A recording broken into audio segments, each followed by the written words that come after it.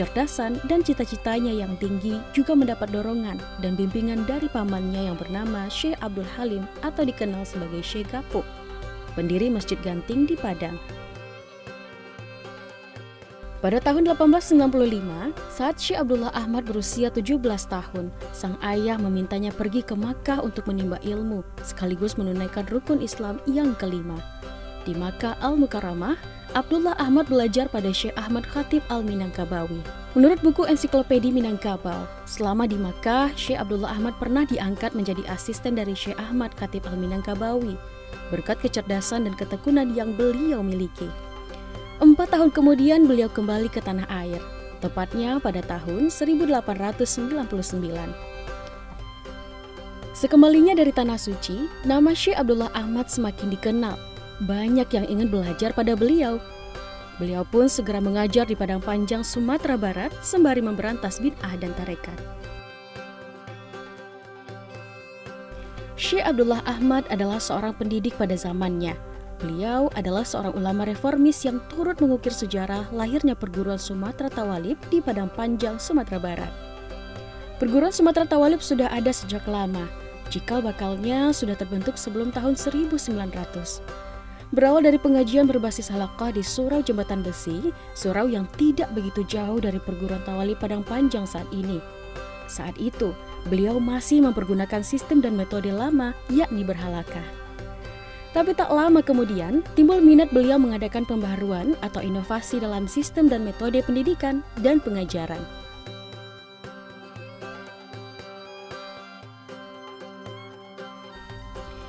Surau Jembatan Besi Padang Panjang yang didirikan Syekh Abdullah Ahmad pada tahun 1895 itu, kini sudah berubah menjadi Masjid Zu'ama yang artinya pemimpin. Di surau itulah, Syekh Abdullah Ahmad dahulunya memimpin pengajian yang kemudian diteruskan oleh Dr. Haji Abdul Karim Amrullah, ayah dari Buya Hamka yang biasa dipanggil Inyi Rasul. Surau Jembatan Besi inilah yang kemudian menginspirasi berdirinya Tawalib Sumatera yang menjadi tujuan banyak anak muda untuk menimba ilmu. Tidak hanya dari Sumatera, tapi juga dari luar Pulau Sumatera. Yang jelas sebelum tahun 1900 bahwa dulu sudah ada di Jembatan Besi namanya di Padang Panjang ini sebuah surau yang memang digagas oleh Syekh Abdullah Ahmad. Belajarnya seperti layaknya surau tapi ada spesifiknya modernisasi ilmu pengetahuan agama. Jadi dari segi ilmu agama ada selingannya ilmu-ilmu modern. Beliau lebih sebagai penggagas, pemula, peletak dasar, tidak hanya soal sekolah atau dulu namanya surau ya, tapi juga model pembelajaran secara modern beliaulah yang mulai. Walaupun namanya surau, itulah yang dikembangkan nanti oleh penerus beliau Inyi Daud Rasidi dan Inyi DR atau Inyi Rasul.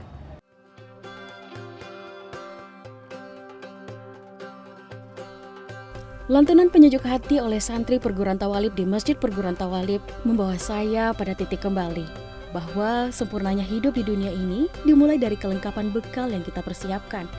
Sedari dini, para santri menjadikan rutinitas positif ini menjadi sebuah kebutuhan.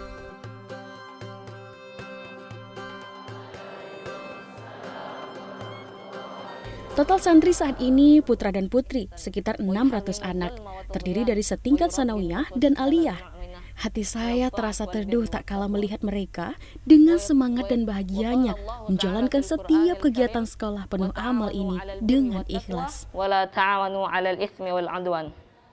Tak lengkap rasanya jika para santri tidak melakukan kegiatan muhadarah. Selain melatih kemampuan berbicara di depan umum, kegiatan ini juga melatih mental santri untuk berani. Apalagi, mereka juga diajarkan untuk berpidato dengan 2 bahasa. Sungguh lengkap rasanya saat ilmu disandingkan dengan kegiatan dakwah ini. Sebab, apalah arti dari ilmu tanpa dipelajari? Apalah arti pelajaran tanpa diamalkan? Dan apalah arti dari pengamalan tanpa didakwahkan? From an angel. The voice spoke to him. Oh Muhammad. Buku riwayat hidup dan perjuangan 20 ulama besar Sumatera Barat menuliskan bahwa Syekh Abdullah Ahmad mengadakan pembaharuan sistem pendidikan dan pengajaran, yakni dengan memakai sistem klasikal. Sistem klasikal yaitu belajar serempak dalam satu lokal, menggunakan papan tulis, serta bangku dan meja bagi muridnya. Upayanya ini mendapat tantangan dari masyarakat karena dianggap kurang tepat. Karena merasa tidak mungkin bertahan di Padang Panjang, maka pada tahun 1906, Abdullah Ahmad pindah ke kota Padang, bertepatan dengan wafatnya paman beliau, Syekh Abdul Halim atau dikenal juga dengan Syekh Gapuh.